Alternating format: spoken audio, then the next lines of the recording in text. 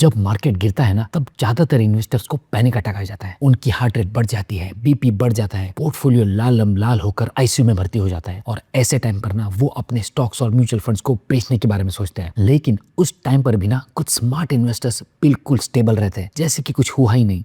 ऐसा क्यों? क्योंकि उन इन्वेस्टर्स के पास ना एसेट एलोकेशन नाम की एक पावरफुल दवाई होती है। नमस्ते दोस्तों, मैं हूं डॉक्टर अतुल सावंत, आपका डॉक्टर ऑफ फाइनेंस। और आज हम डिस्कस करेंगे कि कैसे एक सही एसेट एलोकेशन ना आपको मार्केट क्रैश में भी बचा सकता है और उस टाइम पर भी ना आप चिल कर सकते हैं और इनफैक्ट मौके पे चौका मार सकते हैं। तो क्या होता है एसेट एलोकेशन? एसेट एलोकेशन मतलब ना आप अपने पैसे अलग अलग एसेट क्लासेस में लगा देते हो और वो एसेट क्लासेस ना एक दूसरे से कोरिलेटेड नहीं रहते। मतलब कि जब एक एसेट क्लास नीचे जाता है ना, तो दूसरा स्टेबल रहता है या ऊपर चले जाता है। एग्जाम्पल के तौर पे आप कुछ पैसे इक्विटी में लगा दोगे, कुछ डेट में, कुछ गोल्ड में और कुछ रियल एस्टेट में। जब इक्विटी नीचे जाएगा तब गोल्ड ऊपर जाएगा और डेट जो है ना आपको एक फिक्स्ड यानी स्टेबल रिटर्न प्रोवाइड करेगा और रियल एस्टेट आपको पैसिव इनकम जनरेट करेगी। तो एसेट एलोकेशन करने से ना आप अपने पूरे पोर्टफोलियो का रिस्क कम कर देते हो और किसी एक एसेट क्लास के नीचे जाने की वजह से ना आपका पूरा पोर्टफोलियो लाल नहीं होता और आपको टेंशन भी नहीं होती। ये ऐसा है जैसे कि क्रिकेट टीम है, जब विराट कोहली नहीं चलते तब शर्मा जी चल जाते हैं, अगर वो नहीं चलते तो श्रेयस अय्यर चलता है, कभी अगर कुलदीप को मार पड़ती है तो बुमराह बचा लेता है। और ऐसा करने से ना आप किसी एक प्लेयर पर डिपेंडेंट नहीं रहते, क्योंकि आपके पास अब पूरी टीम है। देखिए, क्रिकेट में ना रन बनाना बहुत जरूरी है, लेकिन क्या आप 11 विराट कोहली को लेकर मैच खेल पाओगे और मैच जीत पाओगे? नहीं ना। आपको बॉलर्स भी चाहिए जो विकेट लेंगे और आपको मैच जिताएंगे।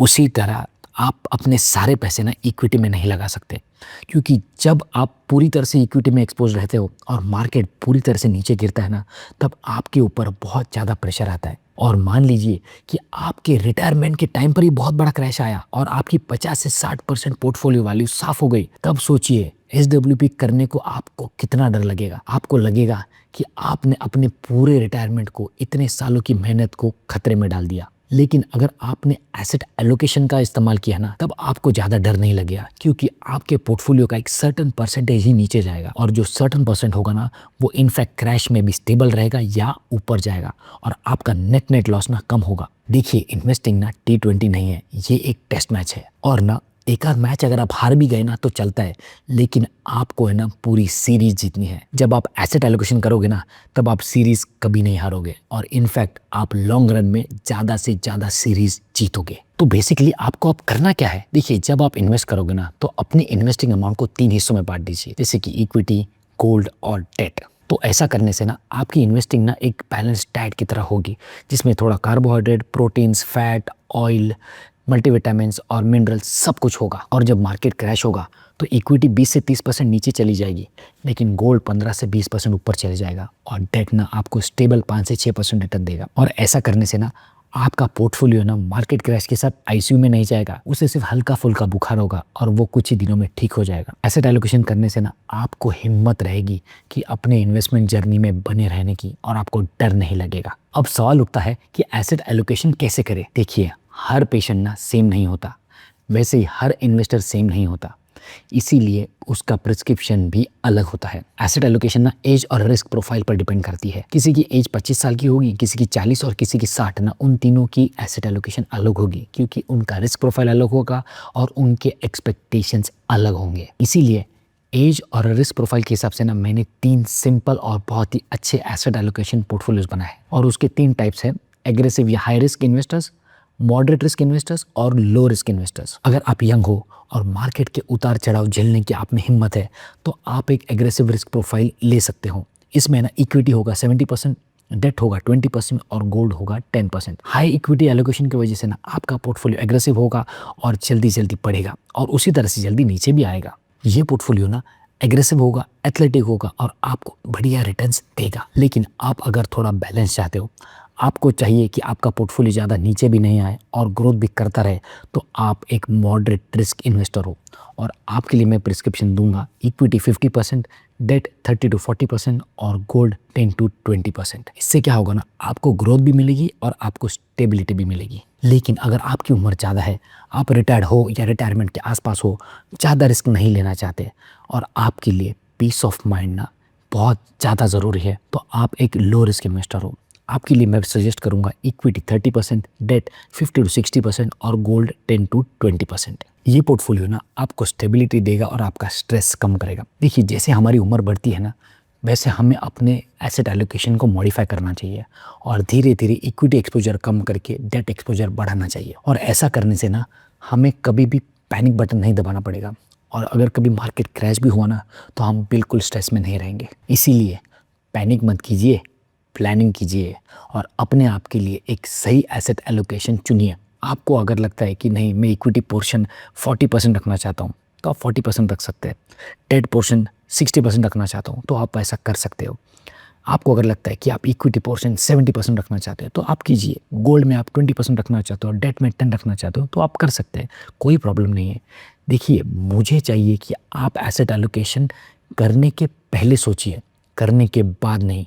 क्योंकि जब आप एसेट एलोकेशन के बारे में ना मार्केट क्रैश में सोचते हो ना, तब आपके साथ एक्चुअली बहुत बुरा होता है। जब आपका पोर्टफोलियो डाउन होता है ना, तब आपको एक्चुअली इक्विटी में इन्वेस्टमेंट बढ़ानी होती है। लेकिन इन्वेस्टर ना डर के मारे जब इक्विटी पोर्शन डाउन हो जाता है, तब वो डेट में पैसे लगाना शुरू कर देते हैं। क्योंकि ऐसा करने से ना इन्वेस्टर ना सेल लो करता है। और हमें एक बात पक्का पता है, अगर आपको प्रॉफिट कमाना है ना, तो आपको बाय लो करना है और सेल हाई करना है।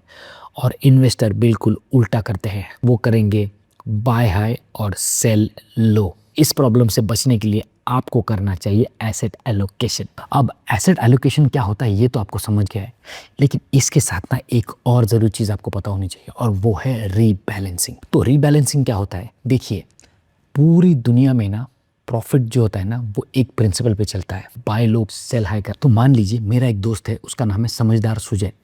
उसने 2024 में अपनी इन्वेस्टिंग जर्नी स्टार्ट की। वो मॉडरेट रिस्क इन्वेस्टर था, इसलिए उसने पोर्टफोलियो चुना मॉडरेट रिस्क वाला। उसके पास ना हर महीने इन्वेस्ट करने के लिए 50,000 रुपये थे। तो उसने 25,000 रुपये डाले इक्विटी में, 20,000 रुपये डाले डेट में और 5,000 उसने डाले गोल्ड में। अब एक साल बाद क्या हुआ ना, मार्केट क्रैश हो गया, 20% से इक्विटी नीचे गिर गया। लेकिन उसी के साथ में गोल्ड ना 20% ऊपर चला गया और डेट में उसे स्टेबल 5 से 6% रिटर्न मिले। तो उसके 6 लाख की पोर्टफोलियो की वैल्यू ना अब हो गई है 5.66 लाख, यानी कि उसको 34,000 रुपीज़ का लॉस हुआ है। तो देखिए, मार्केट गिरा 20% से, लेकिन उसका पोर्टफोलियो ना सिर्फ 5.6% से नीचे गिरा। और इसके बाद अब उसे क्या करना है वो देखते हैं। अब वो अपने पोर्टफोलियो को रीबैलेंस करेगा। तो जब उसकी पोर्टफोलियो की वैल्यू है 5.66 लाख ना, तो उसका जो इक्विटी डिस्ट्रीब्यूशन होगा वो उसका 50% होगा। तो इक्विटी में उसका डिस्ट्रीब्यूशन होगा 50%, जो कि है 2.8 लाख। डेट में होगा 40% डिस्ट्रीब्यूशन, जो है 2.2 लाख। गोल्ड में 10%, जो है 56,000। और उसकी पोर्टफोलियो की वैल्यू होगी 5.66 लाख।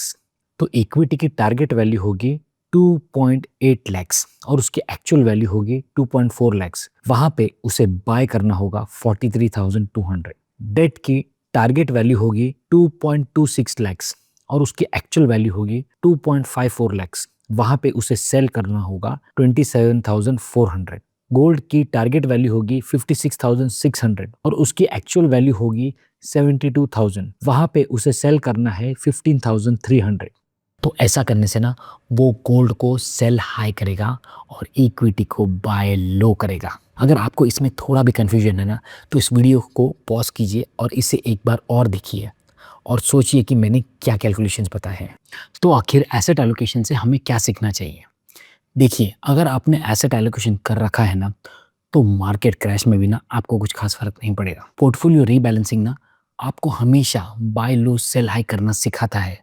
और अगर आप ये फॉलो करोगे तो आप कभी भी बाय हाई सेल लो यानी लॉस में नहीं रहोगे। डाइवर्सिफिकेशन ना आपके फाइनेंशियल जर्नी का प्रोटेक्टिव कवच है। वो आपको एक्सीडेंट होने से बचाता है। और मार्केट ऊपर रहे या नीचे, आपको अपनी एसआईपी हमेशा शुरू रखनी चाहिए और उसे कभी बंद नहीं करना चाहिए। अगर आपने ये प्रिंसिपल्स फॉलो किए ना, तो आप मार्केट क्रैश से बचोगे ही नहीं, बल्कि उस सिचुएशन में ना आप वेल्थ क्रिएट करोगे। पैनिक मत फैलाइए, आप प्लानिंग कीजिए।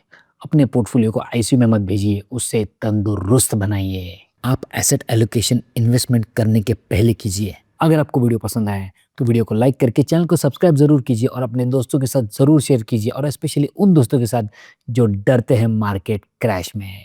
तब तक के लिए खुश रहिए, तंदुरुस्त रहिए और मिलते हैं अगले वीडियो में।